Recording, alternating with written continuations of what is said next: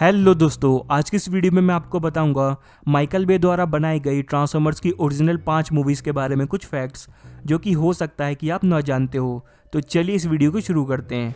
तो दोस्तों, आपको ये बात जान के बहुत ज़्यादा हैरानी होगी कि डायरेक्टर माइकल बे कभी ट्रांसफॉर्मर्स की मूवीज़ को डायरेक्ट करने ही नहीं वाले थे, जहाँ पे उनका कहना था कि उनका बिल्कुल भी इंटरेस्ट नहीं है ट्रांसफॉर्मर्स की मूवीज़ को डायरेक्ट करने में।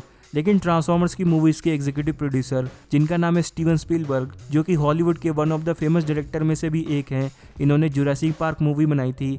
इन्होंने डायरेक्टर माइकल बे को कन्विंस किया और तब जाके डायरेक्टर माइकल बे रेडी हुए ट्रांसफॉर्मर्स की मूवी बनाने के लिए। और इसके बाद ऑप्टिमस प्राइम की आवाज़ रिकॉर्ड करी वॉइस एक्टर पीटर कलन ने, जिन्होंने इससे पहले भी ऑप्टिमस प्राइम के लिए आवाज़ रिकॉर्ड करी है। लेकिन मेगाट्रॉन की आवाज़ रह चुके वॉइस एक्टर फ्रैंक वॉल्कर को इस मूवी में रिप्लेस कर दिया गया और उनके बदले ह्यूगो वेविंग नाम के एक्टर को कास्ट किया गया। तो भले ही फ्रैंक वॉल्कर मेगाट्रॉन की आवाज़ ना बन पाए हो, लेकिन उन्होंने लाइव एक्शन मूवीज़ में साउंड वेव को अपनी आवाज़ रिकॉर्ड करी थी। और फिर ट्रांसफॉर्मर्स 4 मूवी आते आते उन्होंने गैल्वाट्रॉन को भी अपनी आवाज़ रिकॉर्ड करी थी। और फिर जब ट्रांसफॉर्मर्स 5 मूवी आई तो उन्हें फाइनली मेगाट्रॉन के लिए आवाज़ रिकॉर्ड करने को मिल गया। और इसके बाद transformers 2 revenge of the fallen movie में हम एक सीन देखते हैं जहाँ पे ऑप्टिमस प्राइम की डेथ हो जाती है। इस सीन में हम बहुत सारे पेड़ भी देख सकते हैं जो पेड़ उखड़ जाते हैं। असल में इस सीन को रिकॉर्ड करने के लिए गवर्नमेंट ने मूवी मेकर्स को परमिशन दी थी कि तुम चाहो तो 12 पेड़ काट सकते हो, लेकिन उन 12 कटे हुए पेड़ के बदले तुम्हें 6000 नए पेड़ लगाने पड़ेंगे। तो मूवी के जो मेकर्स थे उन्होंने गवर्नमेंट की इस कंडीशन को एक्सेप्ट कर लिया था और इस सीन के दौरान 12 पेड़ कटे थे और उन्होंने उस 12 पेड़ के बदले 6000 नए पेड़ लगाए थे। और दोस्तों, हमने ये भी देखा कि ट्रांसफॉर्मर्स 2 मूवी का मेन विलन होता है फॉलन, जो कि इस मूवी के एंड में मर जाता है। और इसके बाद आती है ट्रांसफॉर्मर्स 3 मूवी। तो मूवी के जो मेकर्स थे उन्होंने प्लान ये किया था कि वो ट्रांसफॉर्मर्स 3 मूवी में यूनिक्रॉन को दिखाएंगे और जो फॉलन होता है जिसे कि ट्रांसफॉर्मर्स 2 में मार दिया गया था, वो असल में यूनिक्रॉन के लिए ही काम करता था, बिल्कुल वैसे ही जिस तरीके से मेगाट्रॉन फॉलन के लिए काम किया करता था। लेकिन इस प्लान को कैंसिल कर दिया गया और उसके बाद ट्रांसफॉर्मर्स 3 की स्टोरी पूरी तरीके से चेंज कर दी गई। और दोस्तों, आपको ये बात जान के भी बहुत ज़्यादा हैरानी होगी कि ट्रांसफॉर्मर्स 2 मूवी में हमें इंसेक्टिकॉन्स भी एक बहुत बड़ी संख्या में दिखने वाले थे। और हमें इंसेक्टिकॉन दिखे, लेकिन बहुत ही कम दिखे और उनका जो साइज़ था वो भी बहुत ज़्यादा कम था। तो इंसेक्टिकॉन्स के बदले इस मूवी में हमें माइक्रो ट्रांसफॉर्मर्स बहुत ज़्यादा देखने को मिले, जिनकी हाइट 1 से 2 फीट के बीच में होती है। तो दोस्तों, अगर आपने ट्रांसफॉर्मर्स 3 मूवी देखी होगी तो आपको पता होगा कि इस मूवी का मेन विलन होता है सेंटिनल प्राइम। लेकिन आपको ये बात जान के हैरानी होगी कि इस मूवी में पहले सेंटिनल प्राइम को रखा ही नहीं जाने वाला था।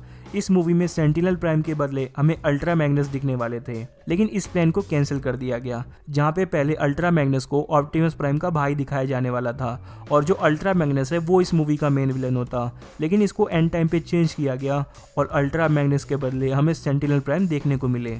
और माइकल बे, जिन्होंने की 5 की 5 ट्रांसफॉर्मर्स की मूवीज़ बनाई हैं, वो थर्ड पार्ट के बाद कभी ट्रांसफॉर्मर्स की मूवी के लिए वापस रिटर्न आने ही नहीं वाले थे, जहाँ पे स्टीवन स्पीलबर्ग ने भी उनको कहा था कि वो थर्ड पार्ट के बाद ट्रांसफॉर्मर्स की मूवी को डायरेक्ट करने के लिए वापस से रिटर्न ना आए। लेकिन स्टूडियो ने बहुत ज़्यादा फोर्स किया, जिस कारण से डायरेक्टर माइकल बे को 4th पार्ट के लिए भी रिटर्न आना पड़ा और उसके बाद वो 5th पार्ट के लिए भी रिटर्न आए। लेकिन 5th पार्ट के बाद उन्होंने कह दिया कि अब मैं ट्रांसफॉर्मर्स की कोई भी मूवी नहीं बनाऊंगा और उसके बाद उन्होंने ट्रांसफॉर्मर्स को हमेशा हमेशा के लिए बाय बाय कर दिया। और दोस्तों, सिर्फ यही नहीं, अगर आप ट्रांसफॉर्मर्स की मूवीज़ को गौर से देखोगे तो ट्रांसफॉर्मर्स की 5 मूवी में हिस्ट्री से कहीं ना कहीं छेड़छाड़ की गई है।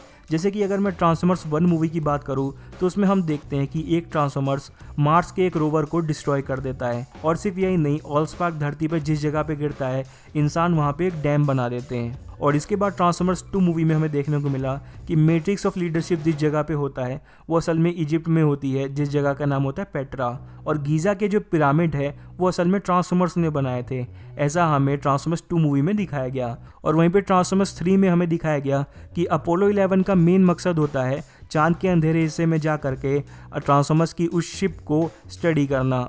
और ट्रांसफॉर्मर्स 4 में हमें ये बताया गया कि नए ट्रांसफॉर्मर्स को बनाने के चक्कर में एक बीज का ब्लास्ट किया जाता है, जिस कारण से सारे के सारे डायनासोर मर जाते हैं। और ट्रांसफॉर्मर्स 5 में हमें ये बताया गया कि हिस्ट्री में बहुत सारी वॉर्स हुई थी, जिसमें कि ट्रांसफॉर्मर्स ने भी साथ दिया था इंसानों का। और हमें अमेरिकन रेवोल्यूशन और वर्ल्ड वॉर जैसे इवेंट में भी ट्रांसफॉर्मर्स देखने को मिले। तो अगर आप ध्यान से देखो तो ट्रांसफॉर्मर्स की पांचों मूवी में कहीं ना कहीं हिस्ट्री को चेंज किया गया है। लेकिन इतना सब कुछ करने के बावजूद ट्रांसफॉर्मर्स की फ्रेंचाइजी हॉलीवुड की सबसे लोएस्ट रेटेड फ्रेंचाइजी है। तो ट्रांसफॉर्मर्स 1 की जो रेटिंग है वो 57%, ट्रांसफॉर्मर्स 2 की है 19%, ट्रांसफॉर्मर्स 3 की है 35%, ट्रांसफॉर्मर्स 4 की है 18% और ट्रांसफॉर्मर्स 5 की है 16%। और अगर हम इसका टोटल एवरेज निकालें तो एवरेज जो ट्रांसफॉर्मर्स की फ्रेंचाइजी को रेट किया गया है वो है केवल 35%, जो कि इसको सबसे ज़्यादा लोएस्ट रेटेड फ्रेंचाइजी बनाता है। तो दोस्तों बस इस वीडियो में इतना ही। अब अगर आपको वीडियो पसंद आई तो इसे लाइक करें और मेरे चैनल को सब्सक्राइब करके बेल आइकन को प्रेस कर दीजिएगा। Thanks for watching this video. मिलते हैं आपसे अगली वीडियो में, तब तक के लिए बाय।